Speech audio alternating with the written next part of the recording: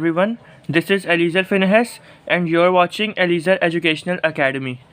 तो भाई हम आज सेकेंड ईयर का लेक्चर अपलोड कर रहे हैं of most important reasoning questions. याद रहे कि ये जो रीजनिंग क्वेश्चंस हैं ये टोटल तकरीबन 46, आप तकरीबन 50 लगा लें कि टोटल 50 रीजनिंग क्वेश्चंस हैं जो कि आपके पेपर के लिए बहुत ज़्यादा फ़ायदेमंद साबित होंगे। याद रहे कि मैंने इसका जो टारगेट पेपर है सेकेंड ईयर ज़ूलॉजी का, मैंने इसका टारगेट पेपर भी अपलोड किया हुआ है और भी जितने भी आपके सब्जेक्ट्स हैं सेकेंड ईयर के, एक एक सब्जेक्ट का टारगेट पेपर अपलोड हो चुका है इस चैनल पर। तो चैनल पर प्लेलिस्ट बनी हुई है first year and second year target papers 2023 के नाम से। तो आप वहां से जाकर जो टारगेट पेपर्स हैं उनसे भी फ़ायदा उठा सकते हैं, उनका भी लेक्चर वॉच कर सकते हैं। तो आज की इस वीडियो में जो मोस्ट इम्पॉर्टेंट टोटल 50 जो रीजनिंग क्वेश्चंस हैं विद देयर आंसर्स, आज कंप्लीट इसकी वीडियो आ रही है। और ये जो स्टूडेंट्स हैं इनकी बहुत ज़्यादा डिमांड थी, तो आज जो आपका वेट है वो ख़त्म हो चुका है और आज इसकी वीडियो आ रही है। तो इम्पॉर्टेंट रीजनिंग क्वेश्चंस, तो हम लोग बगैर टाइम वेस्ट किए अपने जो रीजनिंग क्वेश्चंस है उसका बाकायदा आगाज़ करते हैं। इस वीडियो में जो क्वेश्चंस के साथ साथ बाकायदा आंसर्स भी प्रोवाइड किए गए हैं, तो वीडियो को लास्ट तक देखें। और अगर आप स्किप करेंगे तो इसमें आपका ही नुकसान होगा, क्योंकि इसमें जो कंप्लीट एक्सप्लेनेशन है वो भी गिवन होगी। मैं आपको साथ साथ एक एक जो रीजनिंग क्वेश्चन है वो आपको मैं एक्सप्लेन करूँगा। तो अगर आप स्किप करेंगे तो इसमें आपका बहुत ज़्यादा लॉस होगा। तो आए हम अपने स्टार्ट करते हैं, क्वेश्चन नंबर 1 की जानिब बढ़ते हैं। तो क्वेश्चन नंबर 1 में है, how eating green vegetables is associated with stone formation in kidneys. अच्छा, तो ग्रीन वेजिटेबल्स जो होते हैं उन्हें खाने से जो किडनी में स्टोन हो सकता है, तो वो क्यों होता है? तो उसका आंसर पढ़ लेते हैं। Because large quantities of oxalic acid are produce during the metabolism of green leaved vegetables. याद रखिएगा कि जब ग्रीन लीव्ड वेजिटेबल्स होते हैं, जैसे साग हो गया और पालक वगैरह हो गई, गोभी हो गई, तो उसमें क्या होता है कि जब वो मेटाबोलाइज होते हैं, मतलब कि डाइजेस्ट होते हैं, हज़म होते हैं, तो जो लार्ज क्वांटिटी में ऑक्सैलिक एसिड प्रोड्यूस होता है। तो this oxalic acid can combine with calcium present in the blood to form calcium oxalate which is a main component of kidney stones. तो ऐसा होता है कि ये जो ऑक्सैलिक एसिड प्रोड्यूस होता है, आपको पता है कि ब्लड के अंदर पहले ही कैल्शियम बहुत ज़्यादा मिकदार में प्रेजेंट होता है। तो जब ये ऑक्सैलिक एसिड कैल्शियम के साथ कंबाइन हो जाता है तो ये क्या बनाता है? ये बनाता है कैल्शियम ऑक्सैलेट, और जो कि मेन कंपोनेंट है किडनी स्टोन्स का। तो मुझे उम्मीद है ये आपको समझ आ गई होगी। हम क्वेश्चन नंबर 2 की जानिब बढ़ते हैं। Why the degree of concentration of urine varies in human being। अच्छा, तो जो कंसंट्रेशन जो होती है यूरिन की वो अलग अलग क्यों होती है ह्यूमन बींग्स के अंदर? तो उसका आंसर देख लेते हैं। तो the degree of concentration of urine varies in human being because the concentration of urine is determined by the length of loop of Henley. Longer length of loop of Henle causes higher concentration of salt in the medulla, which is ultimately related to higher rate of exosmosis of water from the collecting duct, thereby more concentrating the urine। तो याद रखिएगा कि जो loop of Henley होती है उसकी जो length होती है वो वेरी करती है ह्यूमन बींग्स के अंदर, और अगर length of loop of Henley ज़्यादा होगी तो जो यूरिन का कंसंट्रेशन है या सॉल्ट का कंसंट्रेशन है वो ज़्यादा हायर कंसंट्रेशन होगा। और यही वजह है कि जो degree of concentration of urine है वो ह्यूमन बींग्स में वेरी करती है, मतलब कि अलग अलग होती है। थर्ड क्वेश्चन की जानिब बढ़ते हैं। Why do shark store urea in their blood and tissues. Shark जो हैं वो यूरिया स्टोर क्यों करती हैं इन देयर ब्लड, अपने ब्लड के अंदर और टिश्यूज़ के अंदर? तो इसका आंसर देख लेते हैं। Marine cartilaginous fishes such as sharks retain urea in their blood and tissues. In this way they become hypertonic to their environment and do not lose water from their body surface. They do not drink water and excrete excess salts from their rectal glands। तो इसमें क्या बताया जा रहा है कि जो marine cartilaginous fishes हैं जैसे कि शार्क, तो वो अपने ब्लड के अंदर और टिश्यू के अंदर यूरिया को स्टोर कर लेती हैं या रिटेन कर लेती हैं। तो इसलिए ऐसा होता है कि जो इनकी बॉडी होती है वो हाइपरटोनिक बन जाती है। हाइपरटोनिक का मतलब कि इनके एनवायरनमेंट जो होता है उससे ज़्यादा जो पानी होता है वो इनके अंदर होता है, और यही वजह है कि ये जो फ़िशेज़ हैं ये अपना जो वाटर है वो लूज़ नहीं करती और ये पानी भी नहीं पीती, और ये फिर अपने जो रेक्टल ग्लैंड्स के ज़रिए सॉल्ट्स को एक्सक्रीट आउट करती हैं। ठीक हो गया। फिर क्वेश्चन नंबर 4 की जानिब बढ़ते हैं। Question number 4, why do some animals bask in winter. तो कुछ एनिमल्स जो होते हैं वो बास्क चलाते हैं विंटर के अंदर। तो basking is a behavioural mechanism to maintain body temperature. जो बास्किंग है वो एक मैकेनिज़्म होता है, किस लिए होता है, बॉडी टेम्परेचर को मेंटेन करने के लिए एक मैकेनिज़्म होता है। Ectothermic animals such as lizard, snakes, insects etcetera bask in the sun to absorb heat from the sunlight to maintain their body temperature. तो जैसे एक्टोथर्मिक एनिमल्स जैसे कि लिजर्ड, स्नेक्स और इंसेक्ट्स वगैरह हैं, वो जो सन के नीचे हैं वो बास्क करते हैं, मतलब कि चिल्लाते हैं, और ताकि वो जो हीट है सन की सनलाइट से एब्जॉर्ब कर सकें और अपने बॉडी टेम्परेचर को मेंटेन कर सकें। Question number 5, why do animals living in cold regions have fur. जो एनिमल्स कोल्ड रीजन्स में रहते हैं उन्हें फ़र क्यों होता है। तो when erected the hairs of fur trap air, this trapped air near their skin acts as an insulator and prevents heat loss from their body। अच्छा, फ़र का मतलब ये इनके जो बाल खड़े हो जाते हैं ना, जो एनिमल्स होते हैं उनके क्या होता है कि पूरी बॉडी पे बाल होते हैं, तो उनके बाल खड़े हो जाते हैं। तो जब उनके बाल खड़े हो जाते हैं तो वो जो उनके हेयर्स के अंदर वो जो हवा को ट्रैप कर लेते हैं या स्टोर कर लेते हैं, और ये जो एयर को ट्रैप करते हैं जो कि उनके स्किन के पास होती है, acts an insulator and prevents heat loss from their body. और इसकी वजह से जो इनके अंदर जो हीट लॉस होती है वो कम से कम होती है, क्योंकि वो एयर को ट्रैप कर लेते हैं। तो हम क्वेश्चन नंबर 6 की जानिब बढ़ते हैं। तो क्वेश्चन नंबर 6 है, below freezing point how mammals maintain their body temperature. अब आपको पता है कि फ्रीजिंग पॉइंट जो होता है उसमें सारी चीज़ें फ्रीज़ हो जाती हैं, और जब टेम्परेचर इससे भी ज़्यादा नीचे गिर जाता है तो मैमल्स अपनी बॉडी टेम्परेचर को कैसे मेंटेन करते हैं। तो इसका आंसर है, at low temperature mammals maintain their body temperature by shivering और नॉन शिवरिंग थर्मोजेनेसिस। जो मैमल्स हैं वो दो तरह के थर्मोजेनेसिस होते हैं, एक शिवरिंग और नॉन शिवरिंग थर्मोजेनेसिस की मदद से अपने बॉडी टेम्परेचर को मेंटेन करते हैं, which include erection of hairs. मैंने अभी हमने पहला वाला पढ़ा ना कि इरेक्शन ऑफ हेयर्स होती है, बाल इनके खड़े हो जाते हैं। फिर एक्यूमुलेशन ऑफ सबक्यूटेनियस फैट्स, फिर है वैसो कंस्ट्रिक्शन।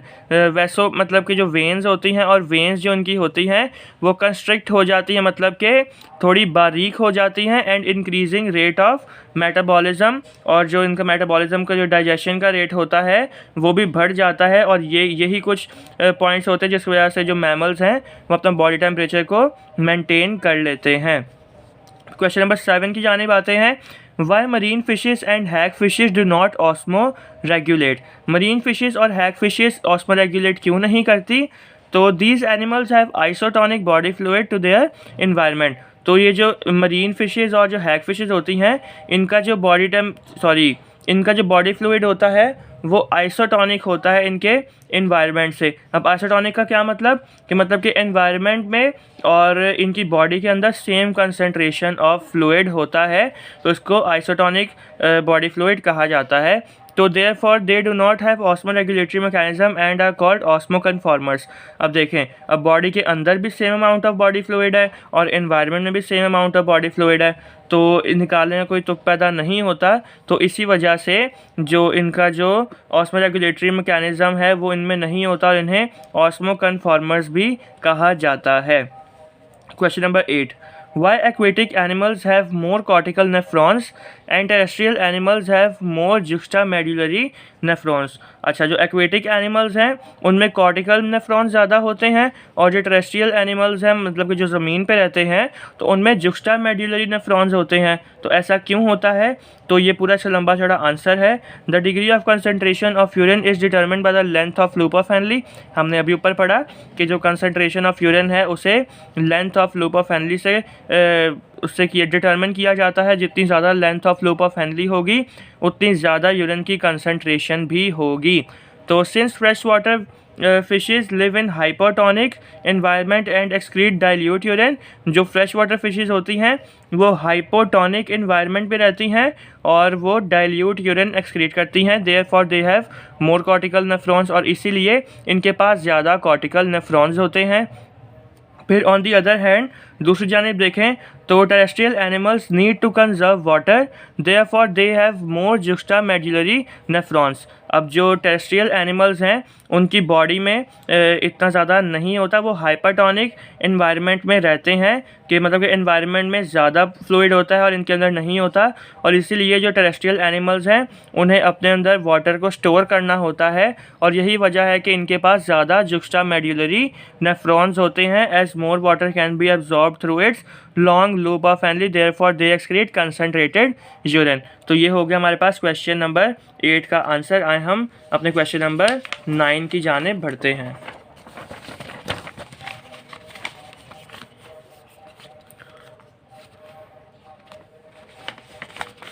क्वेश्चन नंबर 9 लिखा ही नहीं है तो खैर हो गई। क्वेश्चन नंबर 10 यहाँ पर लिखा है तो हम लोग 10 से करते हैं। तो क्वेश्चन नंबर 10 में है why high temperature more harmful than low temperature. तो आपको पता है कि जो गर्मी होती है या हाई टेम्परेचर होता है वो ज़्यादा नुकसानदेह होता है as compare to low temperature. तो ऐसा क्यों होता है?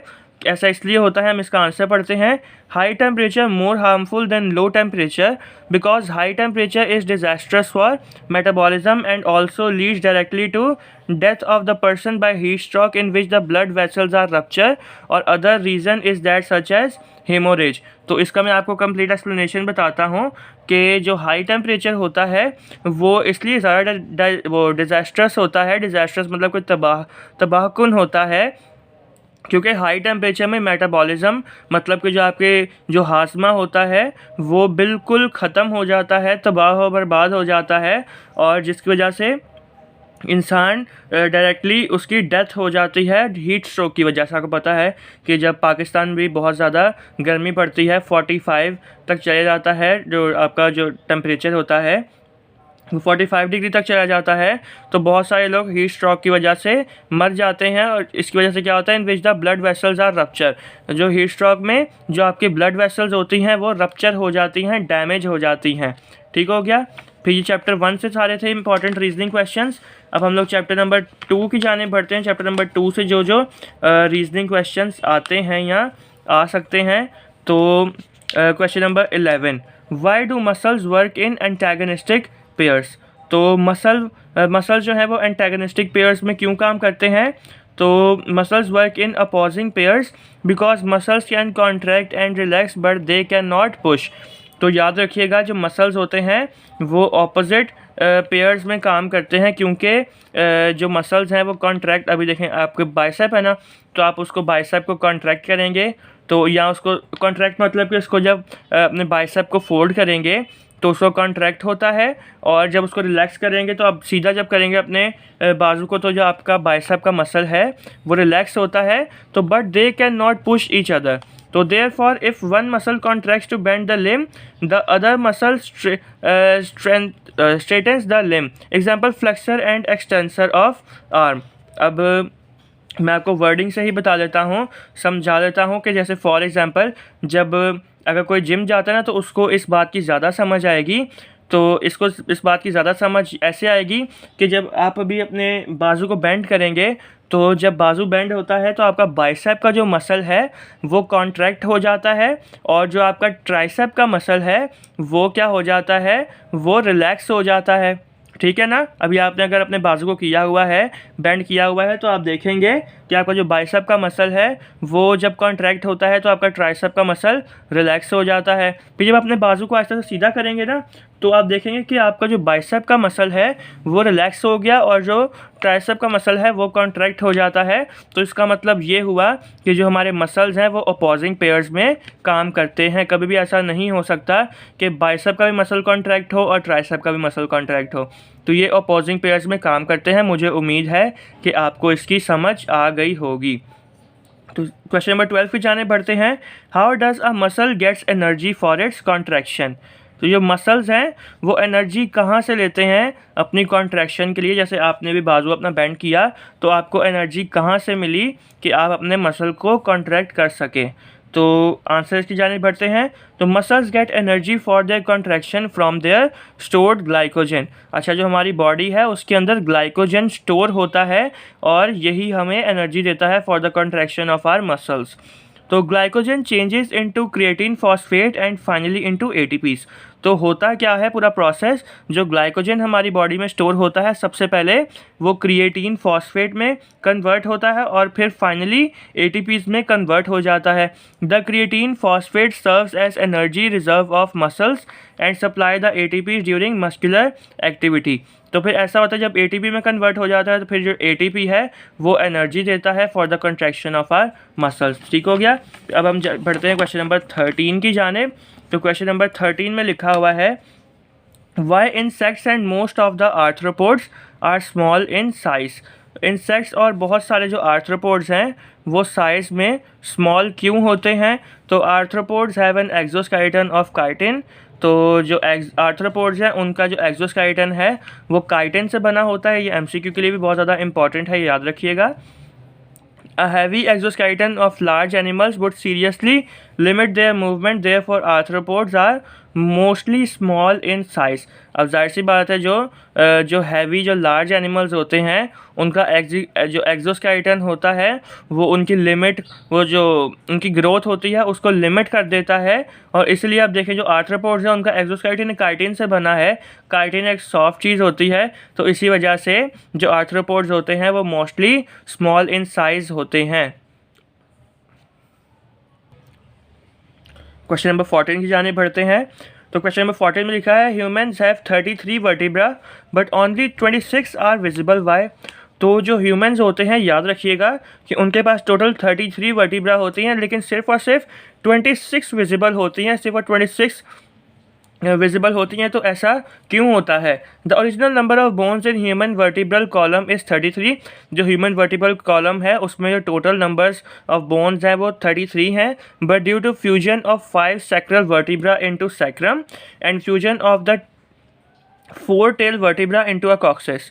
तो ऐसा होता है कि जो 5 हमारी बोन्स होती है ना सैक्रल, जिसको सैक्रल वर्टिब्रा कहा जाता है, तो वो फ्यूज़ हो जाती हैं सैक्रम में और 4 टेल वर्टिब्रा मतलब कि 4 जो टेल बोन्स होती हैं वो कॉक्साइक्स में कन्वर्ट हो जाती हैं या फ्यूज़ हो जाती हैं। इसलिए जो विजिबल नंबर होता है हमारी वर्टिब्रल कॉलम का वो होता है 26। तो मुझे उम्मीद है कि आपको समझ आ गई होगी। क्वेश्चन नंबर 15 की जानिब बढ़ते हैं। क्वेश्चन नंबर 15 में लिखा है why heart muscles do not fatigue give reason. तो जो क्वेश्चन नंबर 15 में है why heart muscles do not fatigue. अब देखें हम हल्की फुल्की एक्सरसाइज करें। अब आपको पता है कि जो जिम जाते होंगे, जो मेरे स्टूडेंट्स हैं वो जिम जाते होंगे, या कभी ऐसा हो कि जो चल भी हम लोग लेना तो हम लोग थक जाते हैं, बहुत ज़्यादा चल भी लें या कोई काम कर लें तो मसल्स हमारे बहुत थक जाते हैं। तो जो हार्ट मसल है वो तो भाई जब से हम लोग पैदा हुए हैं वो तो भाई माँ के पेट से हार्ट मसल्स काम कर रहे हैं और उनकी तो रेस्ट भी नहीं है अगर हल्का फुल्का रेस्ट लिया हार्ट मसल ने तो फिर बंदा गया, तो वो नहीं रुकता। तो फिर ऐसा क्यों है कि जो हार्ट है वो हमारे बचपन से चलता आ रहा है, हमारी बुजुर्गी तक चलता है। खुदा अल्लाह आपको लंबी ज़िंदगी दे, तो बुजुर्गी तक आपका जो हार्ट है वो चलता रहेगा। तो ऐसा क्यों होता है कि हार्ट मसल्स क्यों नहीं थकते। तो muscles get fatigue by the accumulation of lactic acid form during anaerobic respiration. तो ऐसा होता है कि जो मसल्स जो थक जाते हैं, फटीग का मतलब थकना, जो मसल्स थक जाते हैं तो ऐसा क्यों होता है कि लैक्टिक एसिड की फॉर्मेशन की वजह से जो मसल्स हैं वो थक जाते हैं। तो cardiac muscles are richly supplied with oxygenated blood and they do not face oxygen डेब्ट। तो जो कार्डियक मसल्स हैं, जो हमारे हार्ट के मसल्स हैं, तो उनको ऑक्सीजनेटेड ब्लड अच्छे मिकदार में सप्लाई होता है और उनको ऑक्सीजन की कोई भी कमी पेश नहीं आती। Therefore lactic acid is not formed in the cardiac muscles and do not fatigue. तो इसी वजह से अब आपको पता है कि ऑक्सीजन की कमी उनके पास आती नहीं है और एनारोबिक रेस्पिरेशन भी नहीं होती, एरोबिक रेस्पिरेशन होती है। इसी वजह से हार्ट मसल्स में लैक्टिक एसिड फॉर्म नहीं होता और कार्डियक मसल्स कभी भी नहीं थकते। क्वेश्चन नंबर 16 की जानिब बढ़ते हैं। Why bones become weak in the deficiency of vitamin D. तो आपको पता होगा जिन जिन लोगों में विटामिन डी की कमी होती है तो उनकी बोन्स बहुत ज़्यादा वीक हो जाती हैं। तो ऐसा क्यों होता है? तो vitamin D is necessary for the absorption of calcium from the blood and milk and it's deposition in bones. तो विटामिन डी जो होता है वो कैल्शियम की, आपको पता है कि ब्लड में लार्ज अमाउंट ऑफ कैल्शियम होता है। अगर ब्लड में कैल्शियम नहीं होता तो हड्डियाँ उससे वीक हो जाती हैं, बोन्स वीक हो जाती हैं। तो विटामिन डी की वजह से ही कैल्शियम ब्लड के अंदर एब्जॉर्ब होता है और यही वजह है देयरफॉर इन डेफिशिएंसी। और जाहिर सी बात है जब विटामिन डी आपके पास होएगा ही नहीं और कैल्शियम जब ब्लड के अंदर डिपॉजिट होएगा ही नहीं, एब्जॉर्ब होगा ही नहीं, तो जो आपकी जो बोन्स हैं वो अपने आप वीक हो जाएंगी। तो question number 17, why plaster is wrapped over fractured bones. आपको पता है जिसको हम उर्दू में प्लस्तर बोलते हैं। तो जब प्लस्तर हम लोग जब कोई भी फ्रैक्चर हो जाती है बोन्स तो हम उसके ऊपर प्लास्टर लगाते हैं या प्लस्तर लगाते हैं। तो ऐसा क्यों होता है? तो इसका आंसर देख लेते हैं। Plaster is wrapped over fractured bones so the broken ends of the bone are held together under stress so that the healing takes place in the right position। तो प्लास्टर लगाने के भाई जो साफ सीधी अल्फाज में ये होता है मकसद कि जो ब्रोकन एंड्स होते हैं हमारी बोन्स के, जो टूटी हुई जगहें होती हैं बोन्स की, तो वो एक ही जगह पर, आपको पता है कि बहुत ज़्यादा टाइटली पैक किया होता है जब प्लास्टर लगाया होता है, तो एक ही जगह पर इकट्ठी रहें और जो हीलिंग है जो वो जुड़ेंगी तो राइट पोजीशन पर जाकर जुड़ें। तो यही वजह है जो हमें प्लास्टर लगाया जाता है जब भी हमारी जो बोन्स हैं वो फ्रैक्चर्ड होती हैं। क्वेश्चन नंबर 17 हमने कर लिया। अब क्वेश्चन नंबर 18 की जानिब बढ़ते हैं।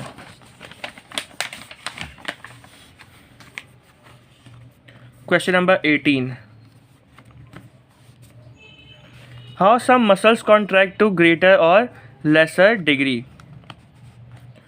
तो strength of muscle contraction depends, अच्छा जो इधर पूछा, मैं आपको सवाल आपको बता दूं कि पूछा जा रहा है कि कुछ जो मसल्स होते हैं वो ज़्यादा अच्छे से कॉन्ट्रैक्ट होते हैं और कुछ मसल्स होते हैं जो ज़्यादा अच्छे से नहीं कॉन्ट्रैक्ट होते। तो ऐसा क्यों होता है? तो इसका आंसर है strength of muscles contraction depends on the number of motor units contracting.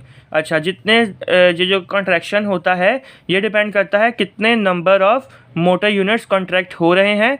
Each muscles has many motor units, और आपको पता है कि एक मसल में बहुत सारे मोटर यूनिट्स होते हैं। तो the more motor units contract the greater is contraction. तो भाई ये डायरेक्टली प्रोपोर्शनल है, जितने ज़्यादा मोटर यूनिट्स होंगे मसल के अंदर उतनी ज़्यादा कॉन्ट्रैक्शन भी होगी। एक बार फिर बता दूं, जितने ज़्यादा मोटर यूनिट्स होंगे उतनी ज़्यादा कॉन्ट्रैक्शन होगी। As a result our movement can be tender or forceful. और जिन मसल्स में मोटर यूनिट्स कम होते हैं तो उनकी कॉन्ट्रैक्शन भी कम होती है, और जिन मसल्स में मोटर यूनिट्स ज़्यादा होते हैं तो उनकी कॉन्ट्रैक्शन भी ज़्यादा होती है। तो ये इसका रीज़न था। Question number 19, why does muscle contraction depends upon number of motor units. तो जो मसल कॉन्ट्रैक्शन है वो नंबर ऑफ मोटर यूनिट्स पर क्यों डिपेंड करती है? तो ऐसा क्यों है? अभी हमने पढ़ा ना कि मसल को जितने ज़्यादा मोटर यूनिट्स उतनी ज़्यादा मसल कॉन्ट्रैक्शन। तो भाई जो कॉन्ट्रैक्शन है वो इस पर क्यों डिपेंड करती है, मोटर यूनिट्स पर क्यों डिपेंड करती है? तो motor unit is a set of all muscle fibres connected by the branches of a single neuron. अच्छा, तो जो मोटर यूनिट है वो एक सेट होता है मसल फाइबर्स का, और जो किसके साथ कनेक्ट होता है? सिंगल न्यूरॉन की ब्रांचेस के साथ कनेक्ट होता है।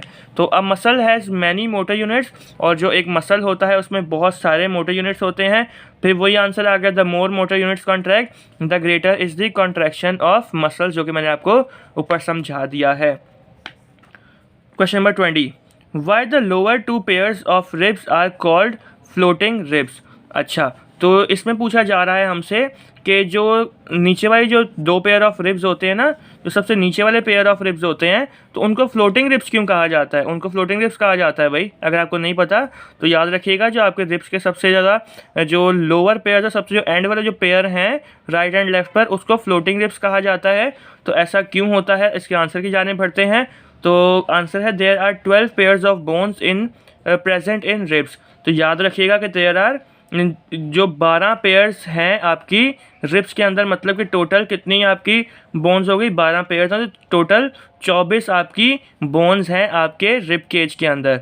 तो जो लास्ट 2 बोन्स हैं, बाकी 22 तो बिल्कुल भाई एकदम कनेक्टेड हैं, रिजिड हैं, लेकिन जो लास्ट टू बोन्स है ना, last two bones are free and not connected with sternum, therefore these bones are known as floating bones। तो भाई ये बात सुनो, मैं आपको बताता हूँ कि ये जो बाकी जो 10 पेयर्स हैं, मतलब के जो नहीं, जो बाकी 11 पेयर्स हैं, टोटल 22 बोन्स, वो स्टर्नम के साथ बड़े टाइटली कनेक्टेड होती हैं, लेकिन जो हमारी लास्ट 2 बोन्स होती हैं वो जो हैं वो फ्री होती हैं और वो स्टर्नम के साथ कनेक्टेड नहीं होती, इसीलिए उसको फ्लोटिंग बोन्स कहा जाता है, मतलब के तैरती हुई बोन्स। क्वेश्चन नंबर 21, विच बोन कैरी साउंड वेव्स, और कौन सी जो बोन है वो साउंड वेव्स को कैरी करती है? तो auditory ossicle is the middle ear, in the middle ear is the smallest bone that carry sound waves. तो याद रखिएगा कि ऑडिटरी ऑसिकल जो है ये हमारी एक बोन है, याद रखिएगा। मैं एक बार फिर रिपीट कर रहा हूँ, ऑडिटरी ऑसिकल एक हमारी बोन है जो कि मिडल ईयर में प्रेजेंट है, is the smallest bone that carry sound waves, और ये सबसे ज़्यादा छोटी बोन है, और यही जो बोन है ऑडिटरी ऑसिकल हमारी साउंड वेव्स को कैरी करती है।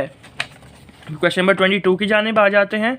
तो which compound serve as high reserve energy for muscle. अच्छा, तो कौन सा ऐसा कंपाउंड है जो high reserve energy for muscles, मतलब कि जो कि high energy as a high energy muscles के लिए पेश आता है। तो हमने पहले भी इसके बारे में पढ़ा था, लेकिन ये जो सवाल है ये अलग किस्म से पूछा गया है, तो इसका आंसर भी अलग ही होगा। तो याद रखिएगा कि creatine phosphate transform from glycogen, मैंने आपको पहले बताया कि जो हमारे जो स्टोर्ड ग्लाइकोजन होता है हमारी बॉडी के अंदर, वो सबसे पहले क्रिएटिन फॉस्फेट में चेंज होता है, और फिर जो फाइनली जो क्रिएटिन फॉस्फेट है वो एटीपी में कन्वर्ट होता है, और जो एटीपी है फिर हमें एनर्जी देता है। तो ये इसका आंसर है, वो आप देख सकते हैं। मैंने आपको जितनी भी एक्सप्लेनेशन है वो दे दी है। बाकी क्वेश्चन नंबर 23 की जानिब बढ़ते हैं। तो why synovial joint is known as glenohumeral articulation. तो साइनोवियल जॉइंट जो है हमारा, उसे ग्लैनोह्यूमेरल आर्टिकुलेशन क्यों कहा जाता है? तो हम अपने आंसर की जानिब बढ़ते हैं। A shoulder joint is a synovial joint with a ball and socket movement। तो synovial joint first of all तो ये समझ लें कि बोलते किसे हैं, जो हमारा शोल्डर जॉइंट है ना, जिसको हम बॉल एंड सॉकेट जॉइंट बोलते हैं। अगर आपने इसकी फ़ोटो देखी होगी, या अभी आप गूगल पर जाकर फ़ोटो देखें तो आपको पता होगा कि एक बॉल एंड सॉकेट टाइप की एक ना शोल्डर के अंदर हमारा बॉल सा बना हुआ है, तो उसको बॉल एंड सॉकेट मूवमेंट कहा जाता है। हमारे शोल्डर जॉइंट को ही साइनोवियल जॉइंट कहा जाता है। तो this joint is formed by the articulation of the glenoid cavity of scapula and head of the humerus bone is known as glenohumeral articulation। तो ये जो जॉइंट है ये बनता किस वजह से है? ये बनता है by the articulation of glenoid cavity of scapula, और जो ह्यूमरस का हेड होता है, head of the humerus bone, तो उसको क्या कहा जाता है? उसको कहा जाता है ग्लेनोह्यूमरल आर्टिकुलेशन कहा जाता है। यही वजह है कि साइनोवियल जॉइंट को ग्लेनोह्यूमरल आर्टिकुलेशन कहा जाता है। फिर क्वेश्चन नंबर 24 की जानिब बढ़ते हैं। तो क्वेश्चन नंबर 24 में लिखा है, why ball and socket joint of the shoulder allows more movement than any other joint of the human body. अच्छा, अब आप लोग बैठे हुए हैं, लेटे हुए हैं ना, तो ऐसा करें कि अपने जो शोल्डर है ना उसको हिलाएं। आप देखेंगे शोल्डर आगे से लेके पीछे तक बिल्कुल 360 के एंगल में घूम सकता है। बिल्कुल आप जैसे चाहें अपने शोल्डर को घुमा सकते हैं। तो यही पूछा जा रहा है कि ऐसा क्या है कि जो हमारा बॉल एंड सॉकेट जॉइंट है, जो हमारा शोल्डर का जॉइंट है, उसे हम कम्प्लीटली जैसे चाहें हम घुमा सकते हैं, और बाकी जॉइंट्स हैं उनको हम नहीं फ्रीली घुमा सकते। तो ऑप्शन ए, क्वेश्चन आंसर की जाने पढ़ते हैं। तो the ball and socket joint provide stability and mobility because of the cavity of its cartilaginous capsule. तो याद रखिएगा कि जो बॉल एंड सॉकेट जॉइंट में एक कैविटी होती है, खाली जगह होती है, किसकी? कार्टिलेजिनस कैप्सूल की एक खाली जगह होती है। तो shallow glenoid cavity and many sets of antagonistic muscles, example e protractor, abductor, retractor and adductor muscles of ball and socket joint of the shoulder allows more movement than any other joint of the human body. तो याद रखिएगा कि हमारा जो ball and socket joint है उसमें बहुत सारे एंटेगनिस्टिक मसल्स के सेट होते हैं, जैसे for example e protractor, abductor, retractor and adductor. और ये जो चार जो हमारे एंटेगनिस्टिक मसल्स हैं, यही जो वजह है कि जो बॉल एंड सॉकेट जॉइंट हमारा होता है उसमें इतनी ज़्यादा मूवमेंट होती है कि इतनी ज़्यादा मूवमेंट किसी भी जॉइंट के अंदर नहीं हो सकती। तो हमने क्वेश्चन नंबर 24 कंप्लीट कर लिया। तो जैसा कि आप देख सकते हैं कि वीडियो की ड्यूरेशन 30 मिनट से ज़्यादा हो चुकी है, तो आज के इस लेक्चर को मैं यहीं ख़त्म करता हूँ। तो मैंने आपको पहले लेक्चर के स्टार्टिंग में बताया है कि जो इसके टोटल जो कंप्लीट हर एक चैप्टर के इसके हैं रीजनिंग क्वेश्चंस हैं। तो वीडियो की लेंथ ज़्यादा होने की वजह से मैं अभी इसको यहीं पर ख़त्म कर रहा हूँ। हमने 24 तक क्वेश्चन नंबर 1 से लेके रीजनिंग नंबर 1 से लेके रीजनिंग क्वेश्चन नंबर 24 तक हमने आज की इस वीडियो में किया है। तो नेक्स्ट वीडियो में हम लोग अपने स्टार्ट करेंगे क्वेश्चन नंबर 25 से। तो अगर आपको लगता है कि ये आपके लिए थोड़ी सी भी ये वीडियो फ़ायदेमंद है, जो अगर आपके ये पेपर के लिए थोड़ी सी भी आपको फ़ायदेमंद है, तो लाजमी अपना सपोर्ट दिखाया करें। ऐसा ना किया करें कि आप वीडियो देखकर आप बस चले जाएं, ऐसा मत करें। अपने टीचर को आप सपोर्ट करें। देखिए, अगर आपका सपोर्ट ज़्यादा से ज़्यादा होगा फिर ही जाकर मैं ज़्यादा से ज़्यादा लेक्चर्स बना पाऊँगा। तो आपका सपोर्ट की ज़रूरत है। तो आप लाजमी चैनल को सब्सक्राइब करें और बेल आइकन को भी लाजमी प्रेस करें, ताकि हमारे हर एक वीडियो का आपको नोटिफिकेशन जल्द से जल्द रिसीव हो सके। तो नेक्स्ट वीडियो में हम लोग यहीं से कंटिन्यू करेंगे और कंप्लीट इसके तकरीबन जो 46 इसके रीजनिंग क्वेश्चंस हैं हम उसको कंप्लीट कर लेंगे। तो बाकी जो टारगेट पेपर्स हैं वो मैंने आपको बता दिया है कि प्लेलिस्ट बनी हुई है, आप वहाँ से हर एक सब्जेक्ट के टारगेट पेपर देख सकते हैं। First year and second year सबके कंप्लीट हमने टारगेट पेपर्स अपलोड कर दिए हैं, तो वहाँ से आप जाकर देख सकते हैं। तो मिलते हैं अपनी नेक्स्ट वीडियो में, तब तक के लिए good bye and take care और देखते रहें एलिज़र एजुकेशनल अकेडमी।